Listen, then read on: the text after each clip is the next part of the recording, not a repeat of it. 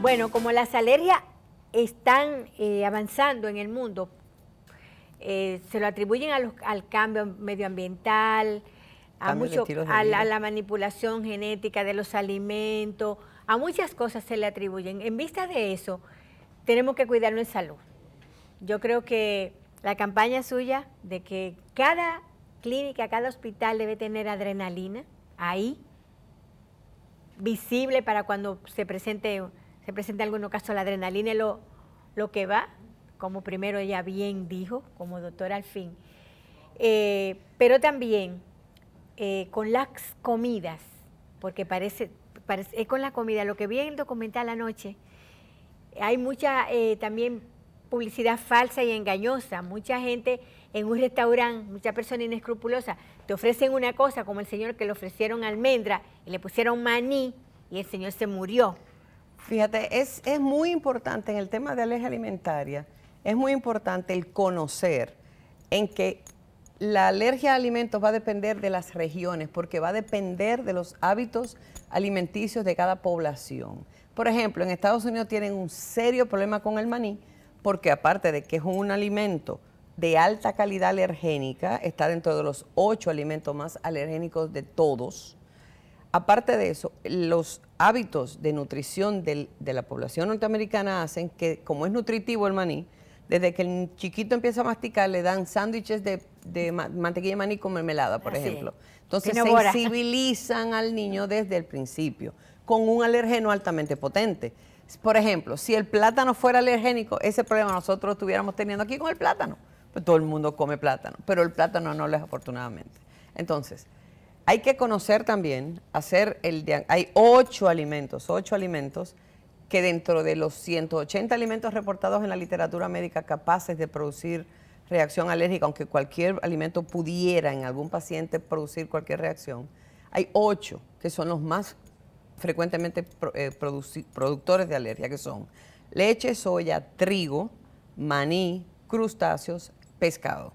Entonces ahí están los principales alimentos. El 80% de las reacciones van a estar en ese grupo. Entonces, es muy importante que cuando el paciente empieza a sospechar, que empieza a tener los primeros síntomas de que ya está sensibilizado a un alimento, ¿cuáles son esos síntomas?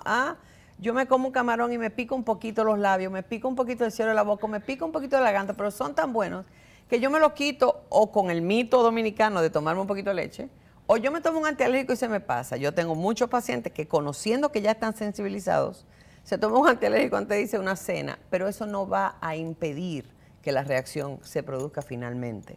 Entonces, si está sensibilizado ese alimento, acude a tu alergólogo para que él sea, porque él es el especialista, que a través de pruebas cutáneas o pruebas en sangre, sobre todo las cutáneas o las pruebas de reto, de desafío oral, que solamente un alergólogo entrenado en su centro, en su unidad, las puede hacer, va a confirmar ese diagnóstico. ¿Por qué?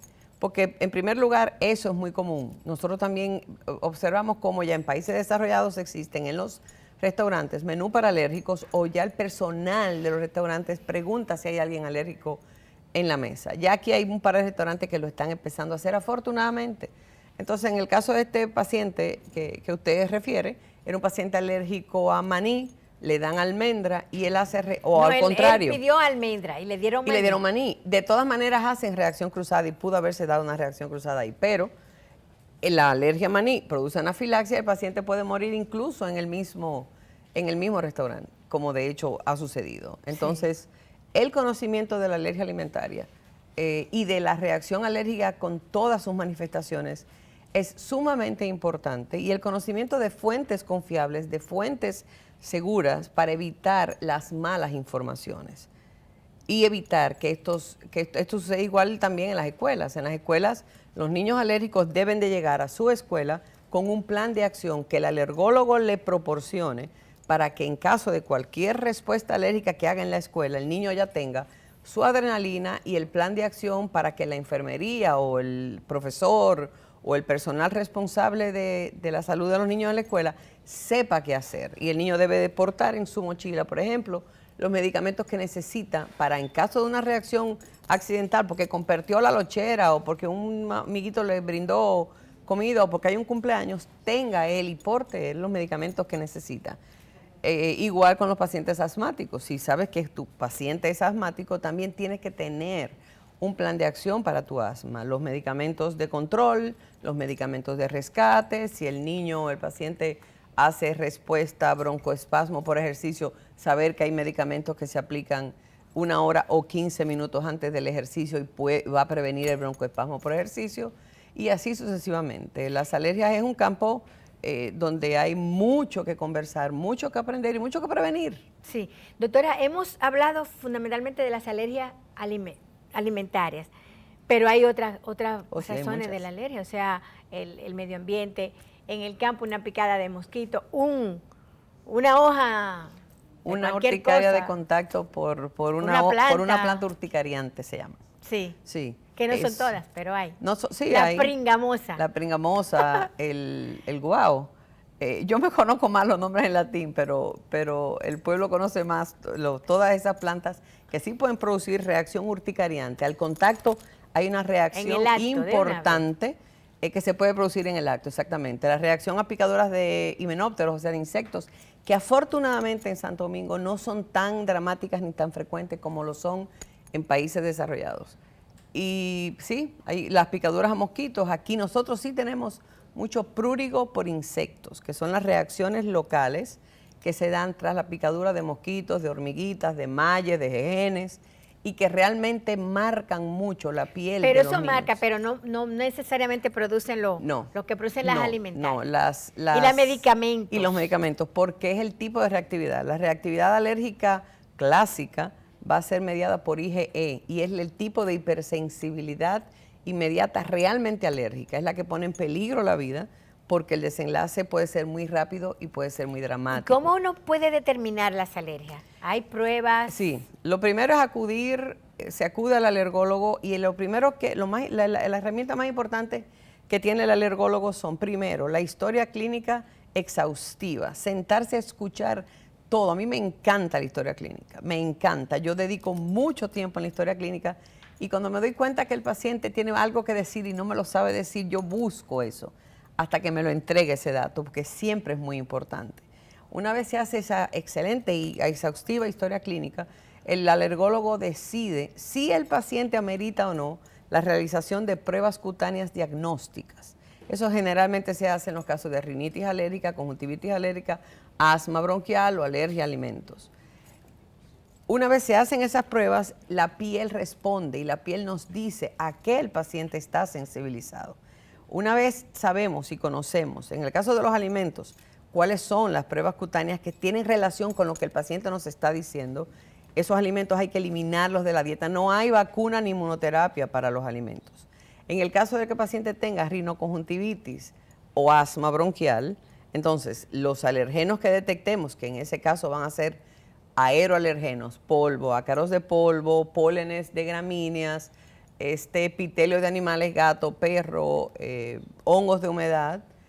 Entonces, en el caso de que la reactividad sea lo suficientemente importante y si está relacionada con los casos, sometemos al paciente a la inmunoterapia, ya sea por vía inyectada o por vía sublingual, para entrarlo en el proceso de desensibilización y tolerancia al alergeno que está produciendo su problema, con una mejoría dramática de sus síntomas y una disminución importante y a veces eliminación total de la necesidad de medicamentos. Doctora, yo le decía que cuando yo era niña y joven no me daba nada de lo que me da. ¿Puede producirse el proceso inverso de que una persona sea desde pequeña y después de grande haga lo contrario? Sí, es lo más común, eso es muy frecuente. De hecho, por ejemplo, en la alergia a la proteína de la leche de vaca, el niño, ayer vi yo una bebé, justo ayer, vi una bebé de 3 semanas de nacida con eczema. Era un bebé, un varoncito hermoso, un muñeco. Llega, la mamá empieza a lactarlo, a la mamá por una infección, por una mastitis, hubo que darle una carga importante de antibióticos, entonces hubo que introducir fórmula tempranamente. El niño, desde que se introdujo la fórmula basada en proteína de leche de vaca, empezó a las 3 semanas, empezó de una vez a los 15 días, empezó con eczema. Ya ayer hicimos cambio de leche y todo eso.